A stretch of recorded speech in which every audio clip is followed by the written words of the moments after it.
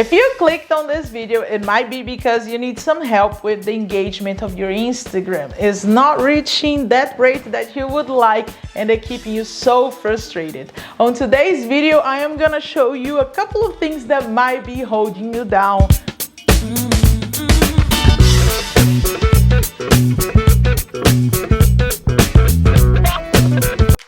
Hi everyone, it's me again. My name is Brunna. I am a content creator at B2Ns Media, and on this channel I make quick videos with tips and tutorials to help my clients and you who might be starting on business on social media. And today I'm gonna show you 3 points that might be holding your engagement back. And the first one is that your content might not be the right one for your audience. Everything you post needs to have a strategy and a language that is directed to the persona behind the screen. Do you think about their pain, their needs before you post something? How about their dreams? The random communication that you're using is gonna take you nowhere. Another thing that might be going wrong is the lack of consistency. And you might tell me, Brunna, I'm already so busy with my business and you want me to be the whole day on Instagram trying to sell. No, that's not the case. I think if you understand how to become consistent, things will become easier for you. Now think about, you make this awesome post and you bring a bunch of people from it organically,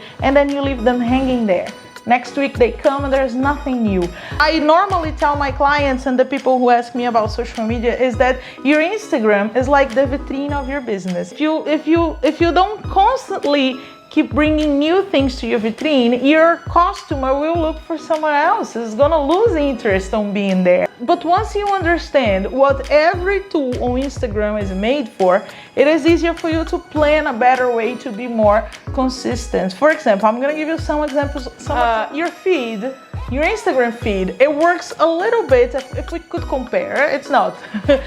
Digital world is a bit different, but if you think about a brochure or a portfolio, that's what your feed will be. If you plan ahead, you know, when your client comes there and see exactly what do you sell, what do you offer, what difference you make in their lives. Stories, for example, you can be a bit more personal. You can humanize your brand on stories. So if you make a stock of images of behind the scenes or showing your team, or making a little daily vlog out of it, and then every day post a little bit, you're gonna keep your stories consistent.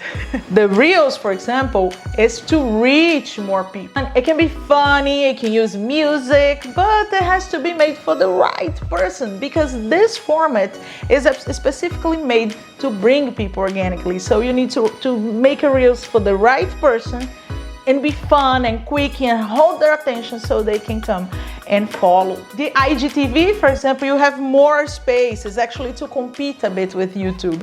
It gives you more space to record your video up to an hour, and there you have more time, for example, show authority or demonstrate how a product works. Use Instagram to make longer videos where you can build this authority for your audience. So once you understand every format of every tool on Instagram, you're gonna gain time and keep your social consistent.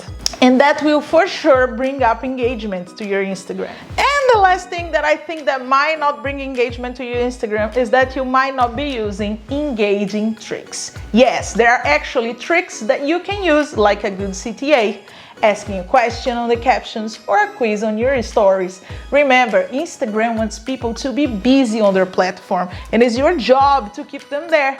If you do this right, Instagram will reward you and give engagement on your favor. I really hope my quick tips has helped you out. If so, give it a thumbs up and don't forget to subscribe. I will be here happily every week bringing quick tips to help you out with business on social media. I hope to see you there. Bye!